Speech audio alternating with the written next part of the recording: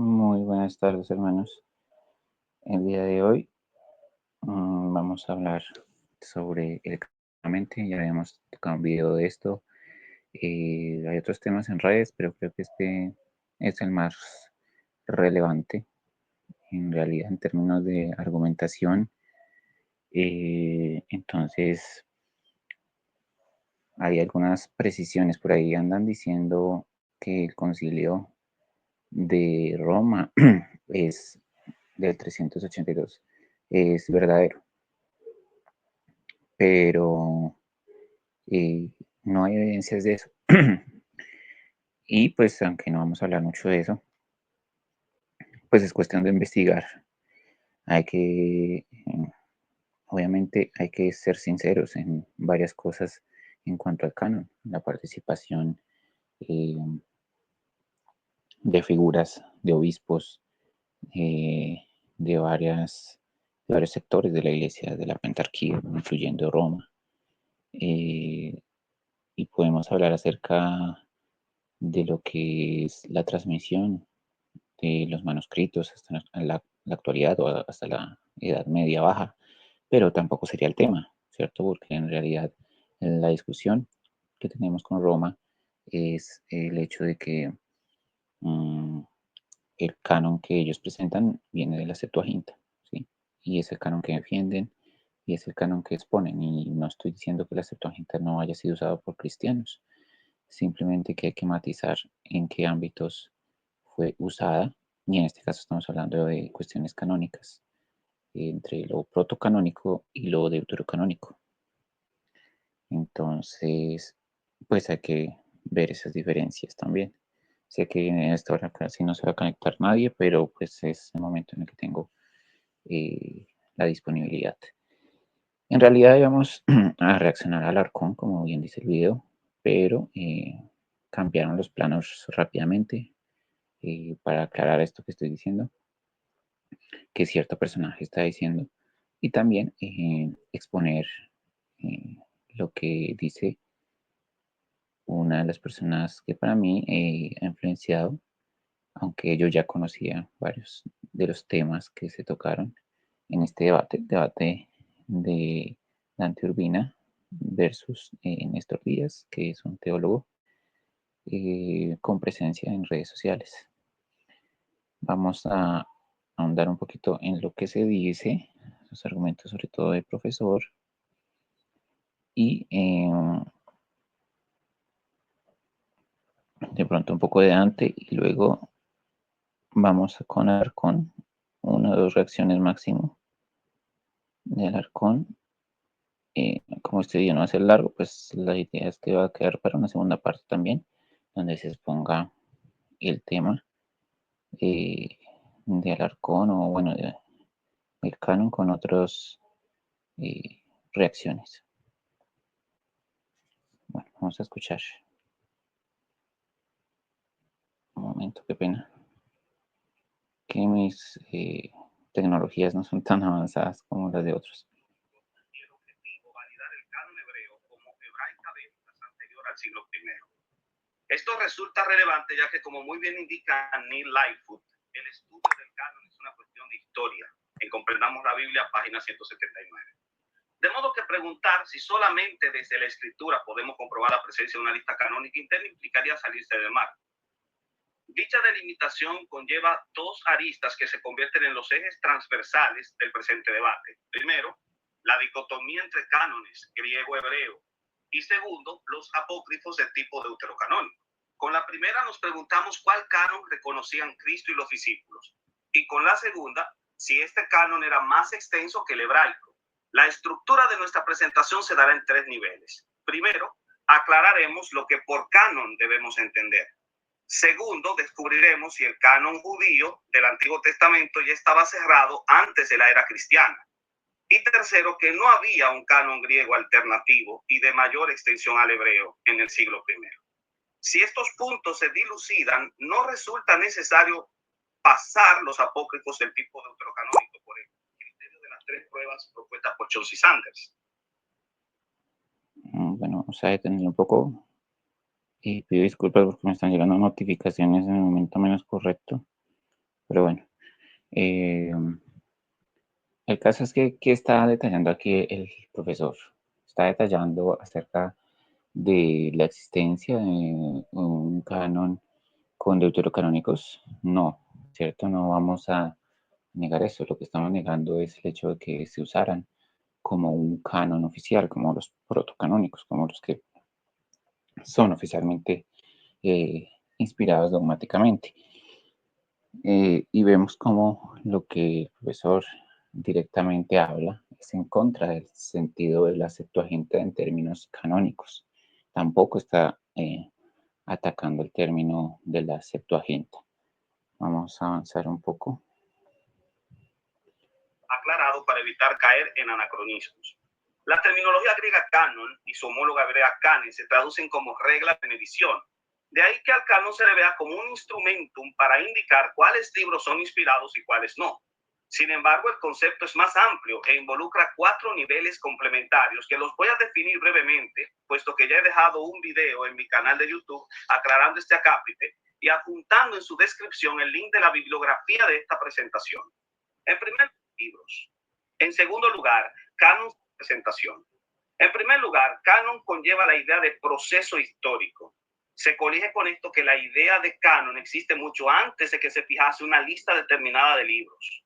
En segundo lugar, canon se define como regula fidei, regla de fe, sirviendo como material interpretativo para evaluar los credos, la conducta y los fenómenos históricos como hacían los apóstoles al valerse de la escritura para evaluar a los reyes.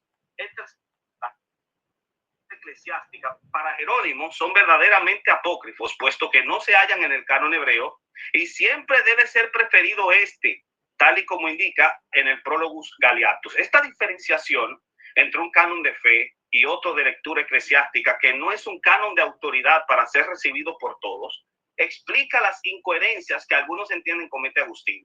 ¿Por qué los considera canónicos en Cartago y luego en una discusión con los donatistas le niega carácter canónico a Segunda Macabeos, tal como nos lo recuerda Brufos Huesco en el canon de la Sagrada Escritura, página 176-177? De hecho, el hiponense parece coincidir con Jerónimo en De Civitate Dei 1720 y 1844, cuando concede que se debe confiar menos en lo que no se encuentra en el canon de los judíos. No es una... Bueno, ya que el profe estaba hablando del tema de Jerónimo, recordé que esta mañana estuve en el canal de Richbel hablando un poco del tema para también poder llegar acá con algo. Y él reconoció esto que se habían citado los deuterocanónicos en las defensas que hacía Jerónimo.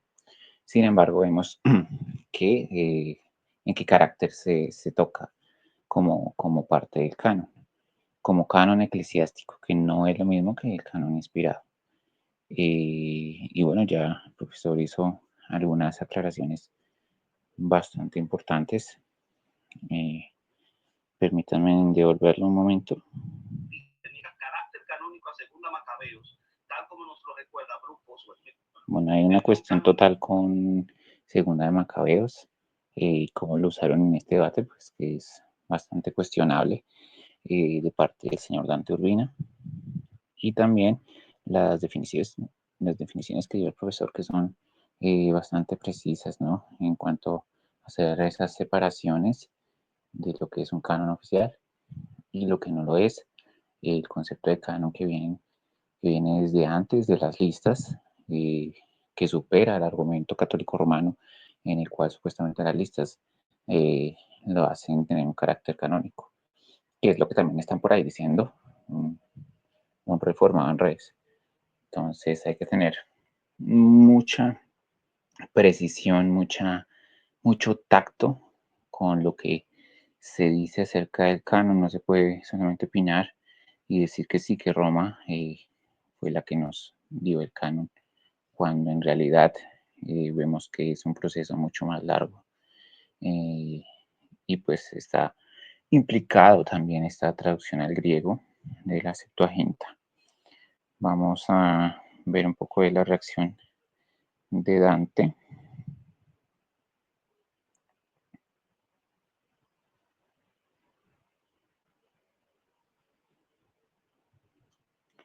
Les pido disculpas, es en vivo. La mismísima enciclopedia judía lo refuta cuando dice, abro cita, hay abundante evidencia de que la colección de los Ketubim como conjunto, así como algunos libros individuales dentro de ella, no se aceptó como estando finalmente cerrada hasta bien entrado el siglo II después de Cristo. Que esa colección de Ketubim es la tercera sección. Vamos. Eso es una también discusión un poco larga, la cual algunos eruditos apoyan, otros no. Y vemos que el señor Gallagher al final, después del debate, en el cual tuvieron una entrevista, él dice que no es en el siglo II después de Cristo, es en el siglo I, que tampoco es antes, aunque muchos eruditos sitúan en la época intertestamentaria, la creación eh, pues del Deuterocanon y además la adición de este, ¿no? Entonces, pues no, el señor Dante aquí no es preciso. A tirar abajo entonces cada una de sus premisas. Premisa 1, el concepto de canon. Néstor se refiere al concepto de canon como regla de medir. Ciertamente, históricamente hay esa idea, pero no es que eso cierre todo el asunto, sino que más bien nosotros estamos haciendo un debate hoy en día. Y miren lo que dice el gran académico protestante F.F. Bruce, abro cita. El otro sentido de canon, regla o patrón de medida, ha desaparecido, por lo que se entiende como canon de la escritura únicamente la lista de los libros que se reconocen como regla de fe y conducta. Fin de...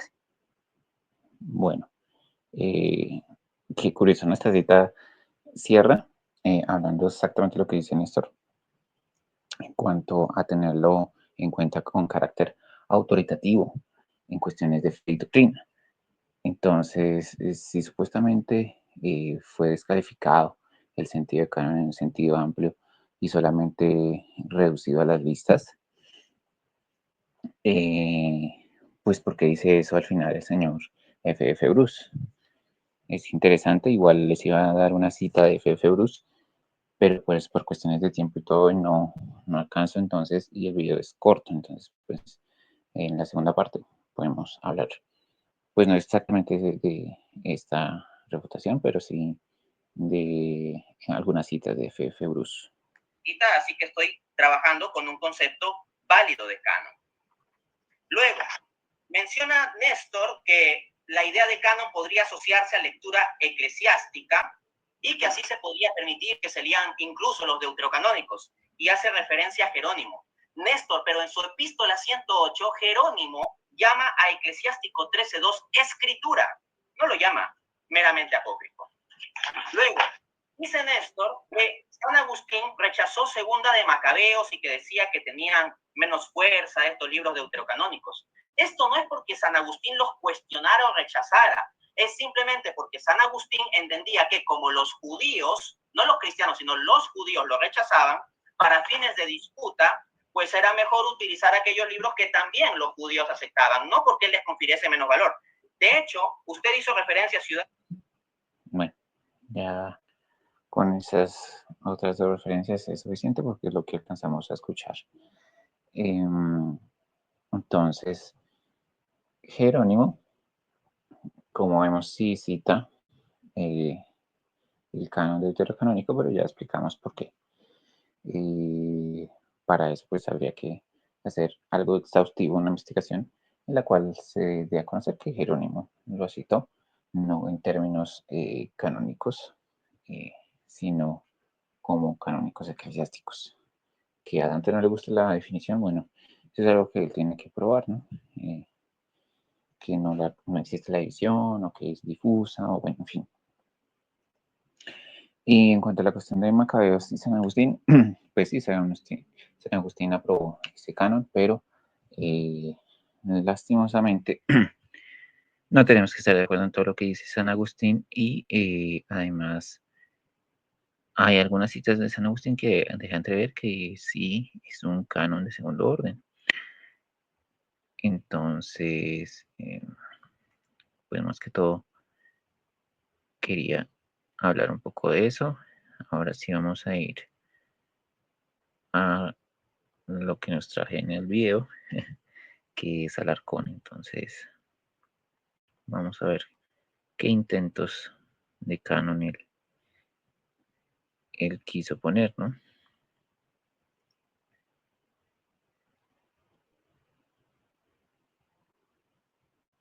Vamos al siglo VIII, siglo IX, siglo X. Es evidente que la iglesia hacía parte de su canon a los deuterocanónicos. Entonces, cuando vos me decís, la iglesia no se equivocó respecto a la identificación de los libros que fueron inspirados, porque Dios nos da garantía de que en la preservación de su plan de salvación, necesariamente Dios actuó de esta forma con la iglesia, yo digo, pero pará, ¿cómo puede ser si el protestantismo afirma que la iglesia se equivocó respecto al canon quitando estos 7 libros? ¿La iglesia se equivocó o no se equivocó respecto al canon? A mí me parece que estás en una encrucijada, porque si me decís que sí, es evidente el problema. Si me decís que no, yo te pregunto, ¿y entonces por qué el protestantismo quitó los deuterocanónicos? ¿Okay? Bien, bueno, aquí esto es un short, pero pues está partiendo de una petición de principio, porque dice que nos decimos que la iglesia se equivocó, la iglesia católica romana, en cuestiones de canon durante estos siglos, siglo VI hasta el siglo X. Bueno, eh, pues no sé quién le dijo a Alarcón que se está equivocando. No la Iglesia Católica Romana, sino la Iglesia en general. Desde los sínodos de Cartago y de Hipona hasta la ratificación en Nicea, el cual no fue el tema central, porque yo sé que no lo es, ya habían listas canónicas y a partir de esos sínodos y de Nicea se oficializó un canon, ¿sí? El cual no contiene los deuterocanónicos como de primer orden. Es algo que durante la Edad Media hay citas que nos dan la razón de esto que estoy diciendo. Entonces, pues sí, también es cuestión de investigar eso. Y pues como es una petición de principio lo que está diciendo, que como nos equivocamos, pues entonces, por ende, entonces debemos corregir el canon de alguna manera. Pues no es así, porque ya había un canon, se puede decir oficial, entre comillas, más no dogmático, que es cuando podemos decir que ya tenemos un conjunto de libros que la Iglesia ha impartido como de fe y doctrina, ¿no? Que es lo que estaba diciendo el señor Dante a partir de el Renacimiento hasta la actualidad. Entonces, no vemos eso que está diciendo el señor Alarcón como tal. A ver. ¿Vos crees que yo soy capaz, o cualquier cristiano es capaz de conocer una verdad de fe sin el principio de sola escritura? Creo que la palabra correcta sería, ¿puedo conocer una verdad de fe fuera de la Biblia? No, fuera de la sola escritura, porque lo que estamos discutiendo acá es la sola escritura como principio. No, la Biblia es una cosa y el principio epistémico, que es el que vos estás defendiendo de la sola escritura, es otra cosa, que es la forma en la que yo voy a abordar lo que dice la escritura. Entonces, fuera del principio epistémico de la sola escritura... Bueno, aquí no está hablando del canon, sin embargo, pues indirectamente está aceptando el canon, ¿no?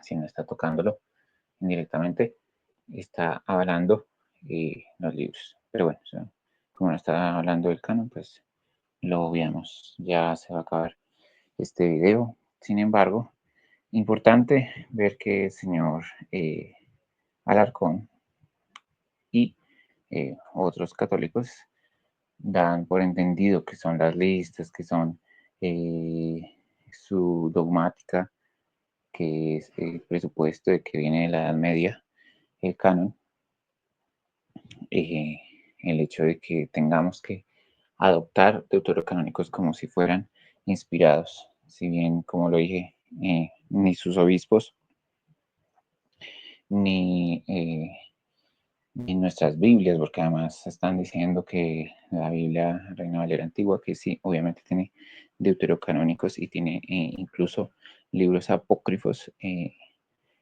La Biblia, esa Biblia es muy clara en sus párrafos introductorios al hacer una división o dar a entender que no son de carácter inspirado esos libros.